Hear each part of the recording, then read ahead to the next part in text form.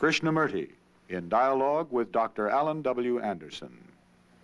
J. Krishnamurti was born in South India and educated in England. For the past 40 years, he has been speaking in the United States, Europe, India, Australia, and other parts of the world. From the outset of his life's work, he repudiated all connections with organized religions and ideologies and said that his only concern was to set men absolutely, unconditionally free. He is the author of many books, among them The Awakening of Intelligence, The Urgency of Change, Freedom from the Known, and The Flight of the Eagle.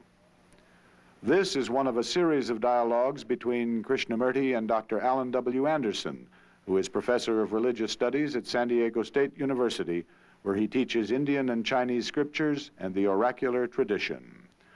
Dr. Anderson, a published poet, received his degree from Columbia University and the Union Theological Seminary. He has been honored with a Distinguished Teaching Award from the California State Universities. Mr. Krishnamurti, in our last conversation, we were beginning to talk about consciousness and its relation to death in the context of living as a total movement. Yes. And we even touched on the word reincarnation toward the end when we had to draw our conversation to its conclusion. I do hope that we can begin to continue there. You see, one of the factors in death is the mind is so frightened. We are so frightened of that very word, and nobody talks about it. I mean, it isn't a daily conversation. It is something to be avoided, something that is inevitable. For God's sake, keep it as far away as possible. We even paint corpses to make them look as though they're not dead. That's the most absurd thing. Yes. Mm. Now, what we are discussing, sir, is, isn't it, the understanding of death, its relation to living, and this thing called love. One cannot possibly understand the immensity, and it is immense, what this thing called death, unless there is real freedom from fear. That's why we talked some time ago about the problem of fear. Without really freeing the mind, unless the mind frees itself from fear, there is no possibility of understanding the extraordinary beauty, strength, and the vitality of death. It's a very, very remarkable way to put it, the vitality of death. And yet, normally we regard it as the total negation of life. That's yes. right. So, I mean, if we are inquiring into this question of death, fear must be completely non-existent in us. Then I can proceed. Then I can find out what death means. We've touched a little bit on reincarnation, the belief that is maintained throughout the East, which has no reality in daily life. It's like going to church every Sunday and being mischievous for the rest of the 6 days. So if a person who is really serious, really attentive, goes into this question of death, he must understand what it means, the quality of it, not the ending of it. That's what we're going to a little bit discuss. The ancient Egyptians, the pharaohs and all the first dynasty till the 18th and so on, they prepared for death. They said, we will cross that river with all our goods, with all our chariots, with all our belongings, with all our property, with all our... And therefore their caves, their tombs were filled with all the things of their daily life. Corn, you know all that. So living was only a means to an ending, dying. That's one way of looking at it. The other is reincarnation, which is the Indian Asiatic outlook. And there is this whole idea of resurrection of the Christians. Reborn, carried by Gabriel angel and all that to heaven, and you would be... Now, what is the fact? These are all theories, suppositions, beliefs, and non-facts. I mean, supposed to be born, Jesus come out of the grave, resurrected physically. That is just a belief. There were no cameras there. There were no 10 people say, yes, I saw it. It's only somebody imagined. We'll go into that a little later.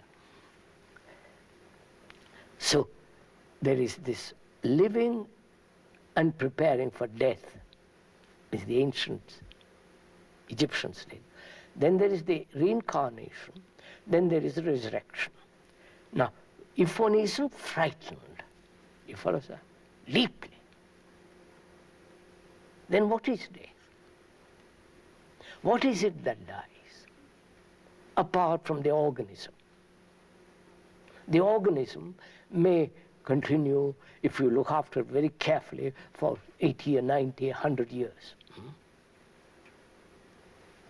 If you have no disease, if you have no accidents, if there is way of living sanely, healthily, perhaps you'll last 100 years or 110 years. And then what? You follow, sir? You live 100 years. For what? For this kind of life? Fighting, quarreling, bickering, bitterness, anger, jealousy, futility, a meaningless existence. It is meaningless existence, as we are living now. And in terms of our previous remarks, this is all the content of consciousness. That's right. Yes. Now, so, what is it that dies? And what is it one is frightened of?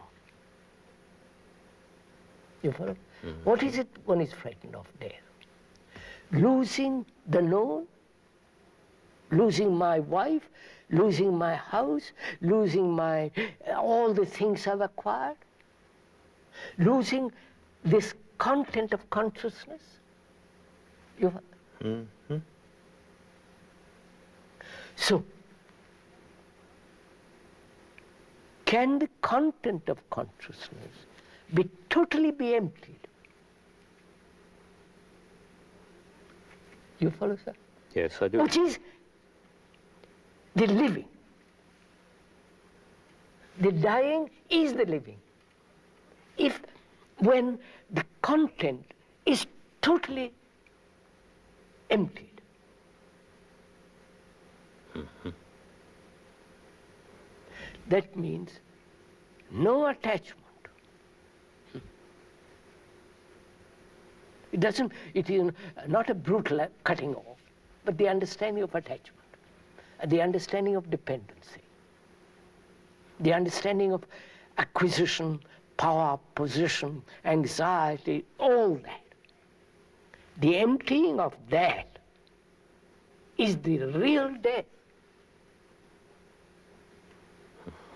And therefore, the emptying of consciousness means the consciousness which has created its own limitation by its content comes to an end. I wonder. Yes, Yes. Have I? Yes, you have. I was following you very carefully, and it occurred to me that there is a radical relation between birth and death. Death. That the two, when they are looked upon as moments in a total cycle, are not grasped at the depth level that you're beginning to speak about. Yes, sir. Am I correct? That's correct. Good. Please do go on. So,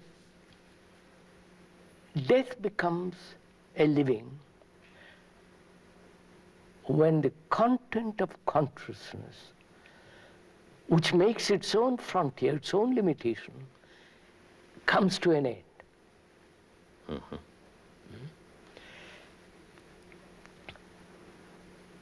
And that this is not a theory, not a speculative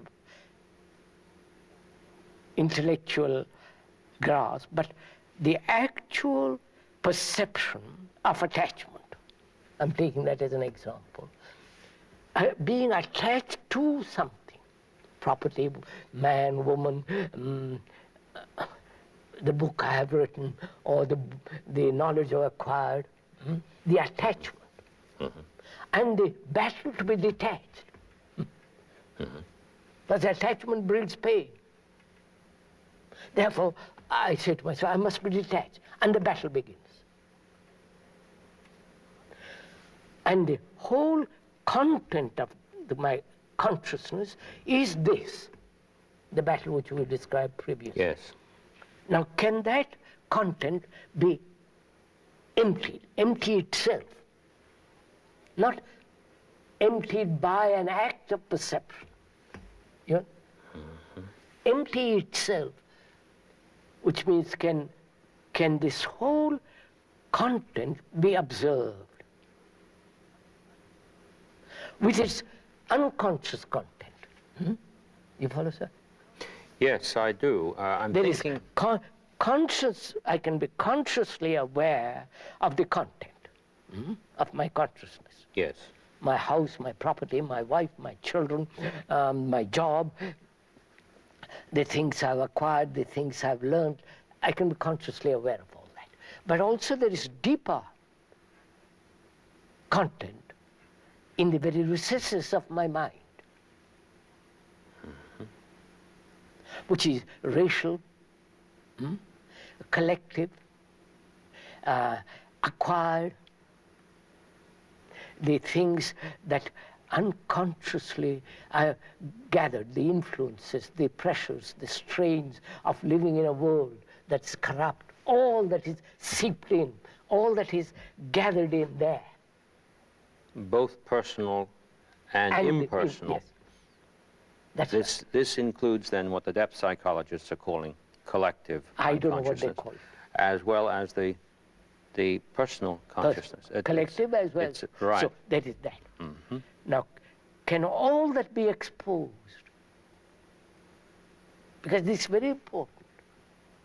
Because if I really want to go, if the mind really wants to understand and grasp the full meaning of death, the vastness of it, the great quality of a mind that says, yes, that's it gives it tremendous vitality, energy.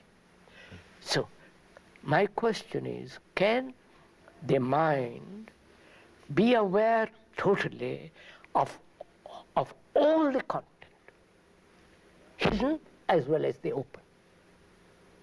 The collective, the personal, the racial, the transitory. The whole of that. Now, we say it is possible through analysis.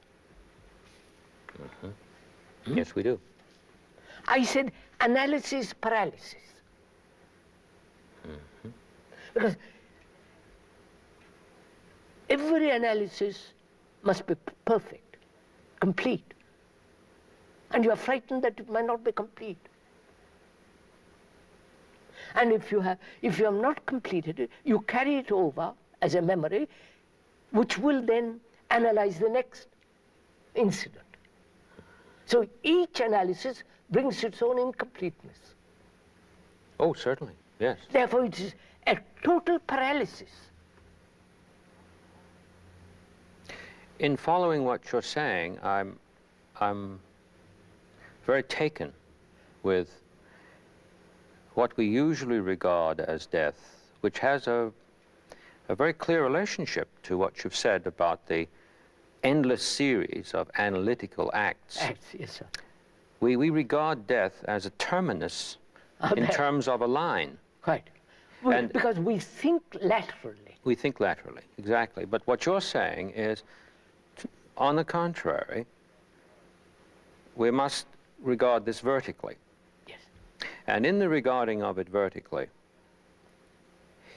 we no longer see, please check me if I'm off here, we no longer see death as simply a moment of termination to a certain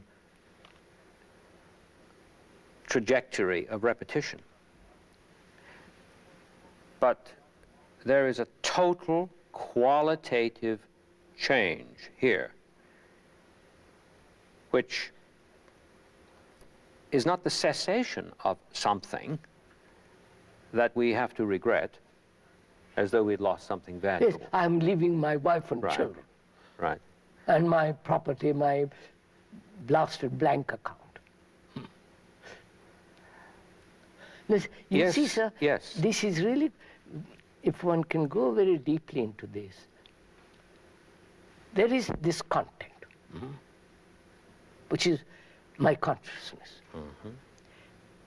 Acquired, inherited, imposed, influenced, propaganda, attachment, detachment, anxiety, fear, pleasure, all that. And also the hidden things.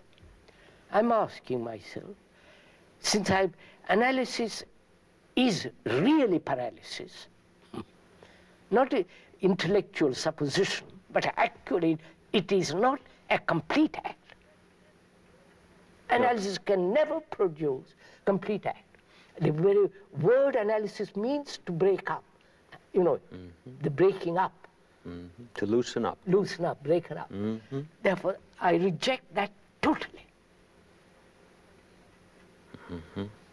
I won't analyze, because I see this, the stupidity, the paralytic process of it. Then what am I to do? You follow? Because that is the tradition. Introspective or paralysis, analysis by myself or by a professional, which is now the fashion, and so on, so on, so on. So what if the mind sees the truth of it, and therefore analysis falls away, then what is the mind to do with the content?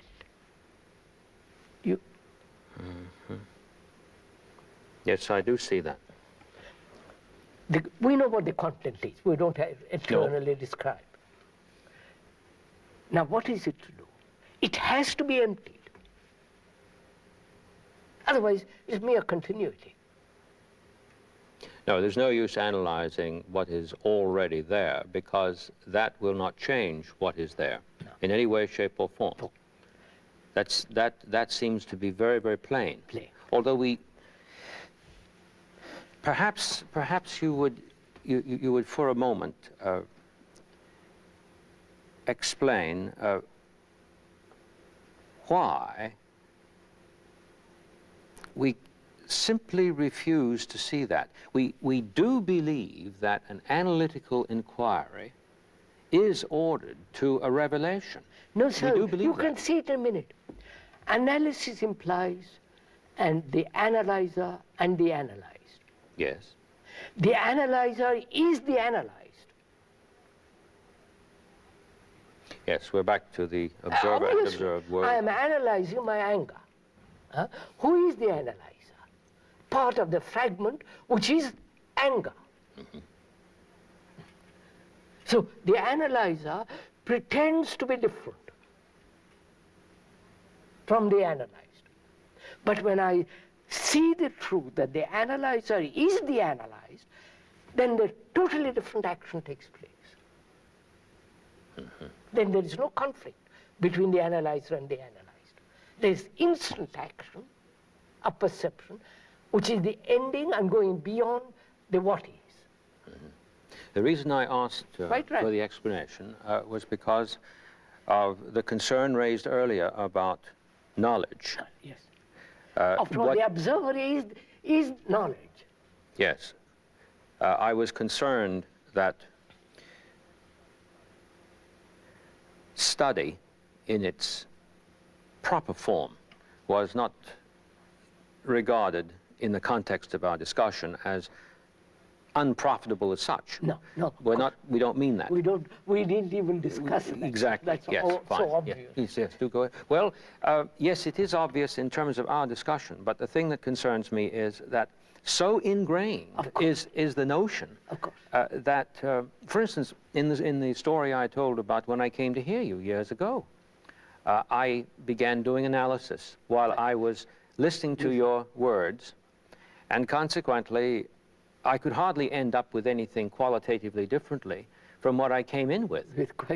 But you see, I didn't see that at the time. No. And in our videotaping, our conversations here, this will be listened to, and when we say, yes, about knowledge, this is obvious, in the context of our conversation it is. But then I'm thinking not only in the context of our conversation, it is as such. His life is that. Exactly, exactly. I couldn't agree. But immediately I flashed back to my own behavior. And I know that I was not alone in that, because I listened to other conversations regarding it at the time. But yes, I see what you mean now about analysis as such. It seems to me very clear. The analyzer and the analyzed. Precisely. The analyzer is the analyzed. And also analysis implies time, duration. I must take time to unearth, to uncover, and it take me the rest of my life. This is a confusion we have about death, too, death's relation to time. That's right. I'm coming to that. Yes, of course, yes. Please do, please. Yes. So, the mind perceiving discards analysis completely. Not because it's not profitable, not because it doesn't get me what I want, but I see the impossibility of emptying the consciousness of its content if the mind approaches through that channel. Analyzer, time, and the utter futility at the end of 40 years. I'm still analyzing. And the content of my consciousness has not qualitatively changed. Changed at all. No, it's become intensified in its corruption. That's right. Yes. So, but the mind must see its content, must be totally aware of it, not fragments of it. How is that to be done? You follow, sir? Yes, I do. Because it's very important in relation to death. Because content of my consciousness is consciousness. That consciousness is me, my ego, my saying I and you, we and they. Whether they the communist, they the Catholic, they the Protestant, or the Hindu, they and we. So it is very important to find out that it's possible to empty consciousness of its content, which means the dying to the me. You follow? Yes, I do. Because that is the me. This is where the terror starts. That's where the terror starts. Precisely. There's the intuition that if I die to the content of this consciousness, that I am wiped out. Yes. So I, who have worked who have lived a righteous life or unrighteous life, who have done so much mischief or good. I have struggled to better myself. I've been so kind, so gentle, so angry, so bitter. And when you say, empty your consciousness, it means you're asking me to die to all that. So, you are touching at the very root of fear.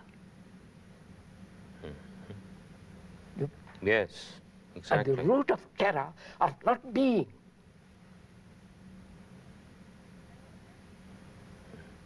And, yes, that's it, sir. And I want to immortalize that me. Yes. I do it through books, writing a book and say, famous book. Or I paint. Or through paint, through works, through good acts, through building this or that, I immortalize myself. This has very pernicious effects within the family. Oh, because we must have a son oh, in order to carry on. immortalize the name in time. Therefore, the family becomes a danger. Exactly. So, look what we have done, sir. The ancient Egyptians immortalized themselves, made their life immortal by thinking, carrying on. Perpetuity. Perpetuity. And the robbers come and tear it all to pieces. Tutankhamun is merely a mask now, golden mask with a mummy. And so on. So man has sought immortality through works, through every way to find that which is immortal. That is beyond mortality. Right? It's a very remarkable thing that the word immortal is a negative. Not mortal. Yes, it's not saying what it is. We're going to we're going to find out what it is. Good. I mean, you promised Yes, this a very, very serious thing. It isn't a plaything between two people who are enjoying discussion. It's a tremendously important thing. Yes, I was laughing. Oh, I'm not. I know what you're at laughing. the irony of it. That inherent in the structure of that word, there is a warning. And we just go right through the red light. Right. Yes. Please to go on. So, what is immortality? Not the book. Oh, no. Not the painting which I have done. Not the going to the moon and putting some idiotic flag up there. Not living a righteous life. Or not living a righteous life. So what is immortality? The cathedrals are beautiful. Marvelous cathedrals. In stone. Earthquake comes, gone. You build, you carve out of marble a marvelous thing of Michelangelo. Earthquake, fire, destroyed. Some lunatic comes home with a hammer and breaks it up. So, it is in none of those. Right? Right. Because that is capable of being destroyed. Every statue becomes a dead thing. Every poem, every painting. So what? Then one asks, what is immortality? It's not in the building. Just see it, sir. It's not in the cathedral. It's not in the savior which you have invented, which thought has invented. Not in the gods that man has created out of his own image. Then what is immortality? Because that is related to consciousness and to death. Unless I find that out, death is a terror. Of course. Of course. I have tried to immortalize myself, become immortal by the thought that there is a Brahman, there is a God, there is eternality, there is a nameless one, and I will do everything to approach him. Therefore I'll lead a righteous life. Therefore I'll pray, I will beg, I will obey, I will live a life of poverty, chastity, and so on, so on, so on. In order to have that immortal reality with me. But I know all that is the born of thought. Right, sir? Yes, as soon... So, wait, sir. Yes? See what happens. Yes. So I see thought and its products are the children of barren women. Precisely. See what's taking place. Then what is immortality?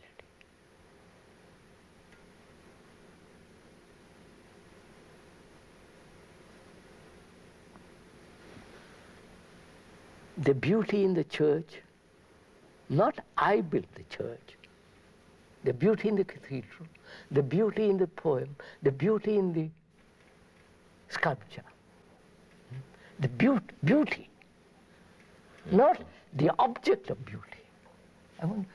The beauty itself. That is immortal.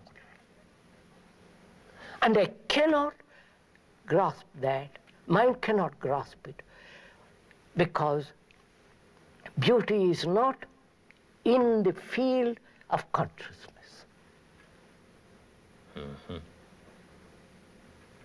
You see, what you've said, again, stands it all on its head. We think when something dies that we've cherished, that is beautiful. That beauty dies in some sense with that which has passed away. Passed away, yes. Actually, it's the feeling of being bereft of that beauty that I regarded as my privilege to have personal access to. Yeah. The belief that that has perished, not simply been lost, because what is lost is by its nature predisposed to be found, but to perish is to be wiped out utterly, isn't it? And so the belief is deep. Oh, very, very. Extremely deep with respect to what we mean by perish. In fact, the word isn't used very often. It's frightening. It's a very frightening word. We always talk about losing things. Losing. Hardly ever do we say something perishes. Now, back to what I mentioned about standing it on its head. The image came to my mind as a metaphor. I hope not one of those images we've been talking about, that beauty, rather than being imprisoned and therefore taken down to the utter depths of nullity when the thing perishes, has simply let it go. In some sense, beauty has let this expression go. So that is upside down from what is usually thought. I know. And it's probably let it go in precisely on time. That's right. That's what's so marvelous. Yeah. Yes. So, immortality, we have said, is within the field of time. The one field. Right? Yes. The field of time. Yes. And death is also then in the field of time. Because I have created through thought the things of time. And death is the ending or the beginning of a state which is timeless. Of that I'm frightened. So I want everything preserved in the field of time. You follow, sir? Yes, yes, we think it could. And that is what we call immortal. The statue, the poem, the church, the cathedral, and I see also all that is corruptible, destroyed by one accident or by an earthquake. Everything is gone. So, immortality is not within the field of time. And time is thought. Of course. Yes, that follows. Of course. So, anything that thought creates must be within the field of time. And yet thought is trying to seek immortality, which is immortality of itself and the things it has created. See, you. Yes. So, then the problem is, can the mind see all this? See it, not imagine that it is seeing it. No, actually see it. Yes, the remark I made before when you began saying the field of time, and I said the one field, I didn't mean that the field of time, as you've described it, is the one field, but that we could be so appallingly Blind. mistaken and blind. Ignorant. And, that the field of time is another fragment, and That's right. it's the only field. And what really struck me was this misuse of thought generates the most appalling avarice. Yes, sir.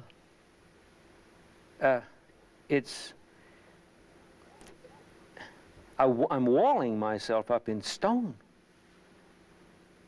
Yes, please. So,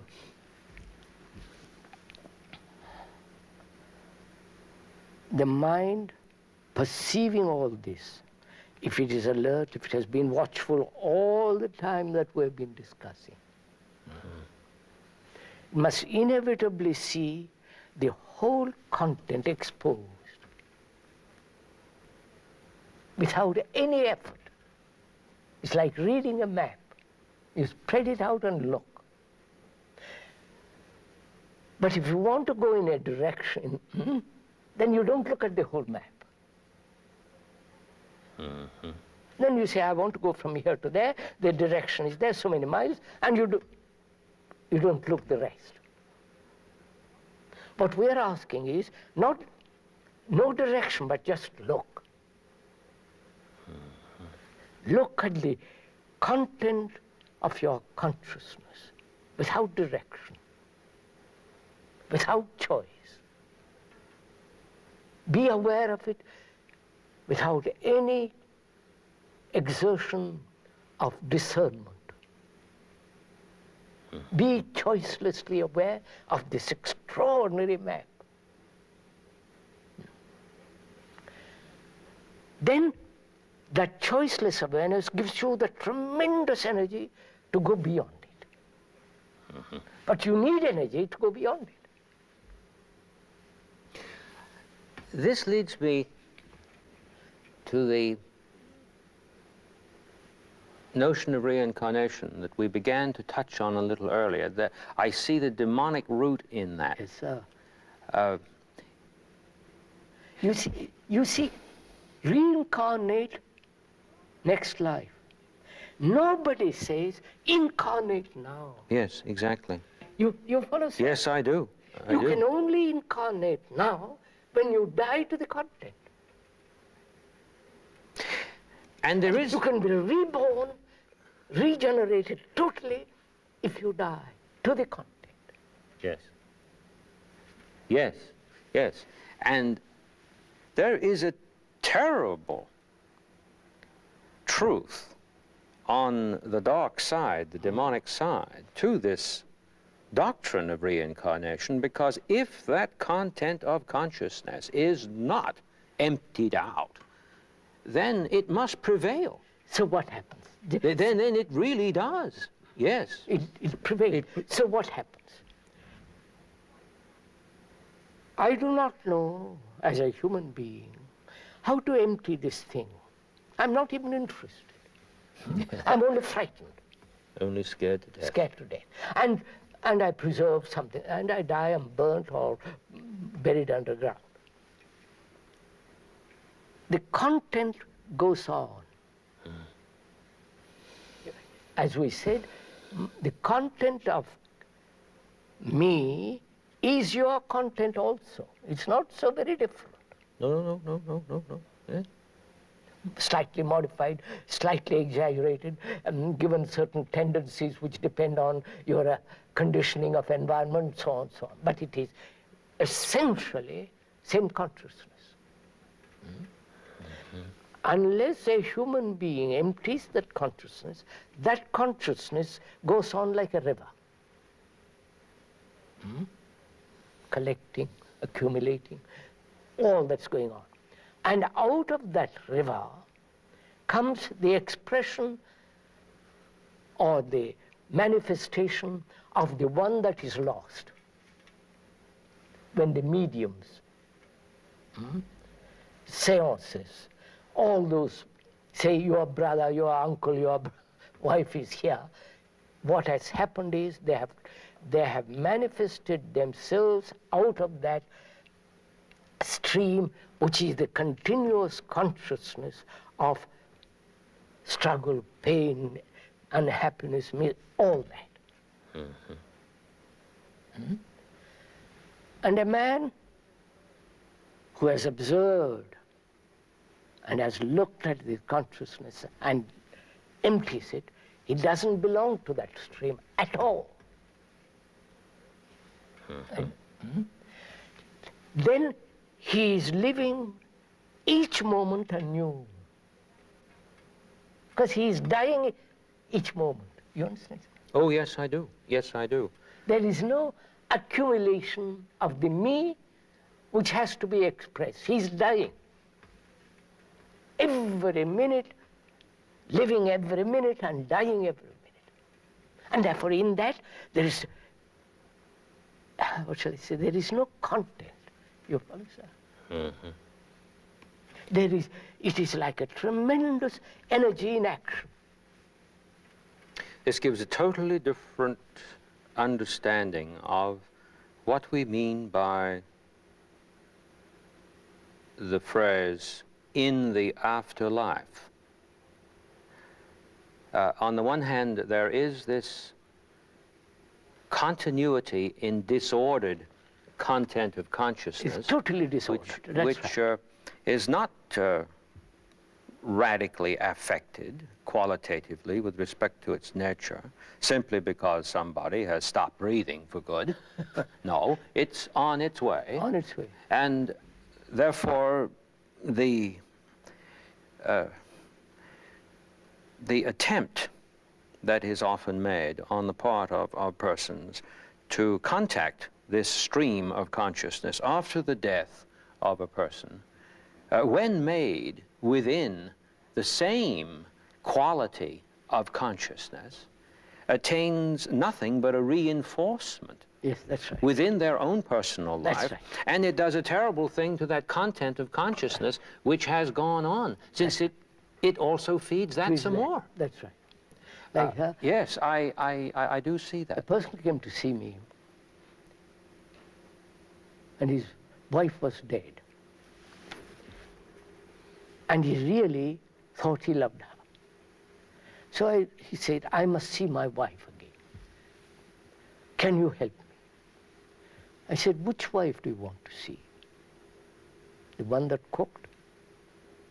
The one that bore the children? The one that gave you sex? The one that quarreled with you? The one that dominated you, frightened you? He said, I don't want to meet any of those. I want to meet the good of her. You follow, sir? Yes, yes, yes, yes. The image of the good he has built out of her. None of the ugly things, or what he considered ugly things, but the idea of the good which he had culled out of her, and that is the image he wants to meet. I said, don't be infantile. You're so utterly immature when you have slept with her and got angry with her. All that you don't want, you want just the image which you have about her goodness.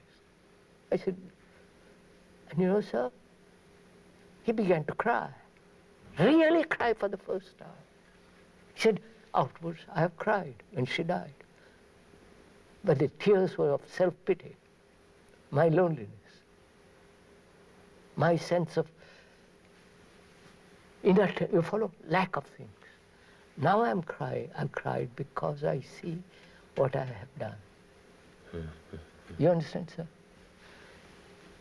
Yes, I do.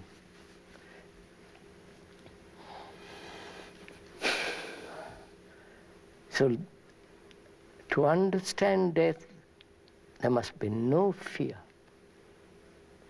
The fear exists and the terror of it exists only when the content is not understood. And the content is the me. And the me is the chair. You follow, sir? Oh, yes. The thing I am attached to.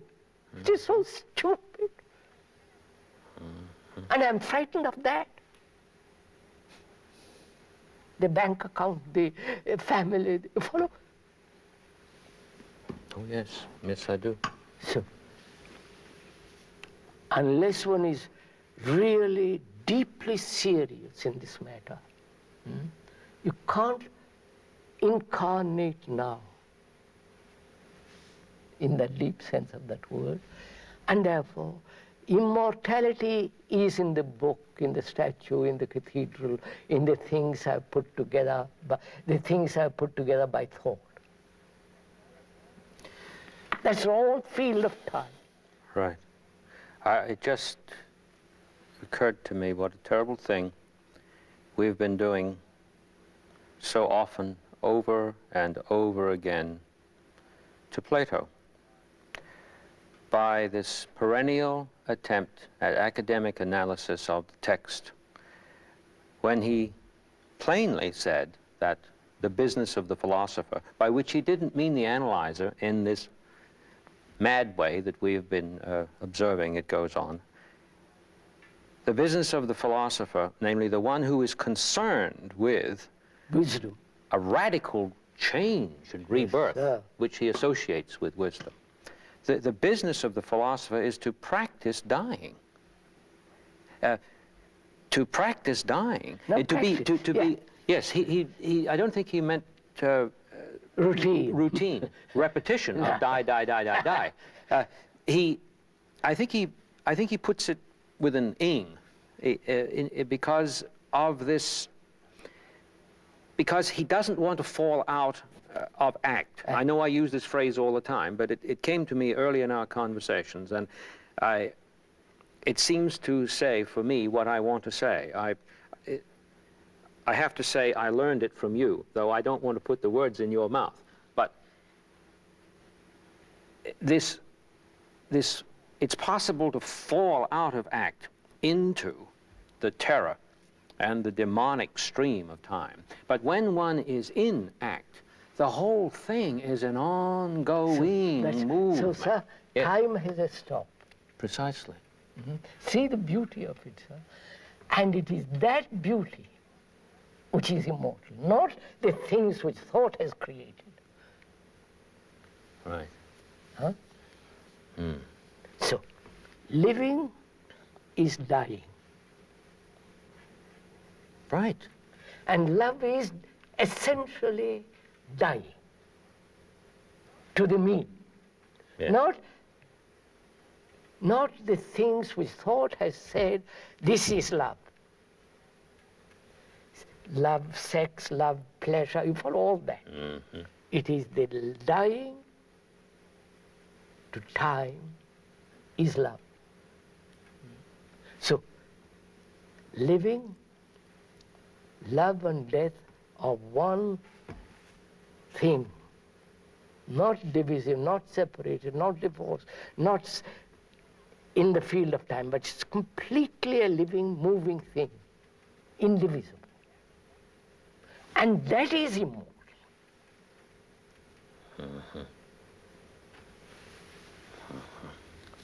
So,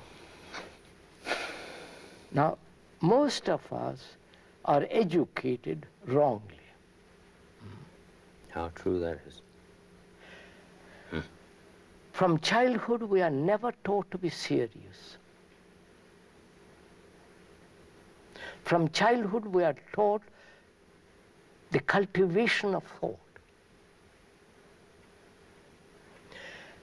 Cultivation of thought and the expression and the marvels of thought.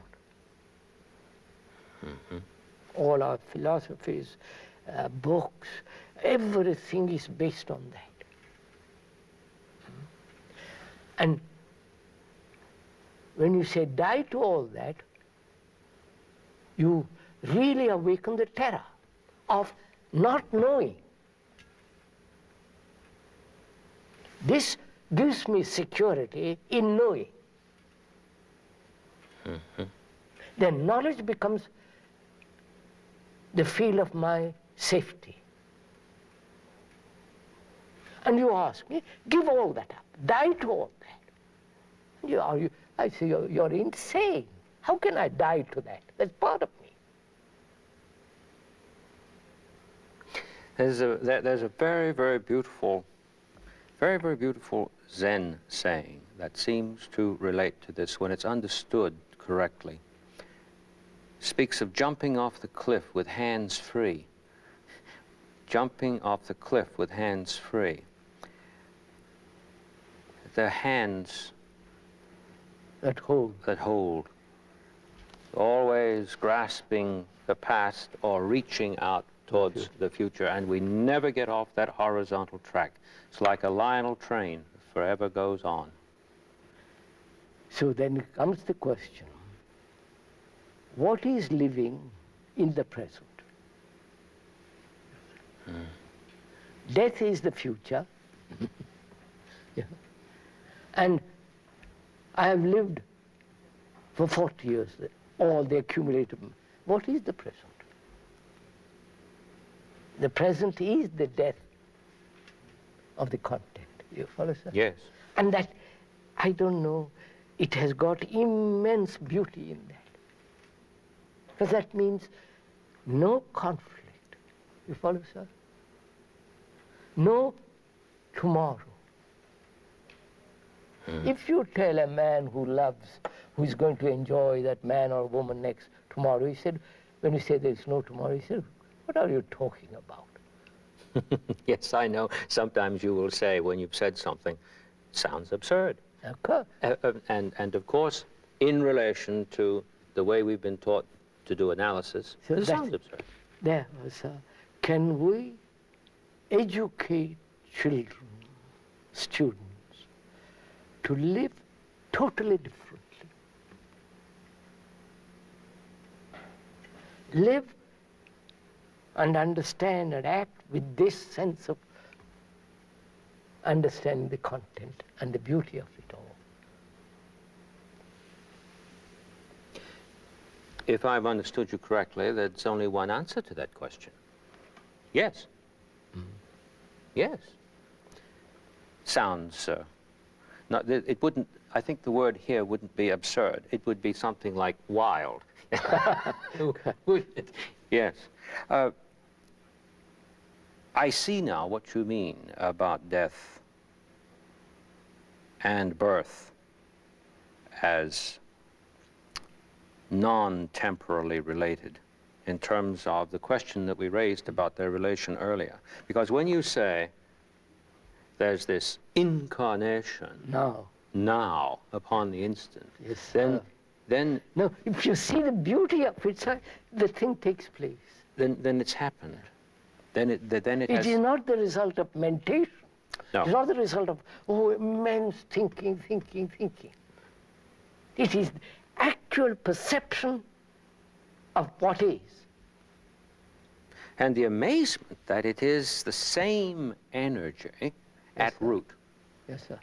Doesn't take something over here that's Not a different some energy outside called agent. God. No, No. outside agency brought in here. It No. is the same wasted energy, dissipated energy, which is no longer dissipated. Exactly. Therefore it is. Exactly. This throws totally. I'm beginning now to use the words absolutely and totally, which in the academy, you know, we're advised to be very careful of. I know. But I'm sorry about all that. The fact remains that it is total. It is total. Yes. There is a total change. And the transformation of each individual is a total Is not one. within the field of time Is not, and knowledge. is not within the field of time You and see knowledge. now the relation. Yes, and then the profound seriousness of it that attends when one sees the rest of that sentence of yours. It is the responsibility of each. Yes, And if I may add just one other thing here, because it seems to me that it's coming together, that it isn't the responsibility of one over against the other to do something. It is to come with and to, as the other is coming to and with, and we begin together yes, sir. to have a look. Share together, learn together. Just quietly having Yes. a look. And in that activity, which is not planned, one of the amazing things about this conversation is that it,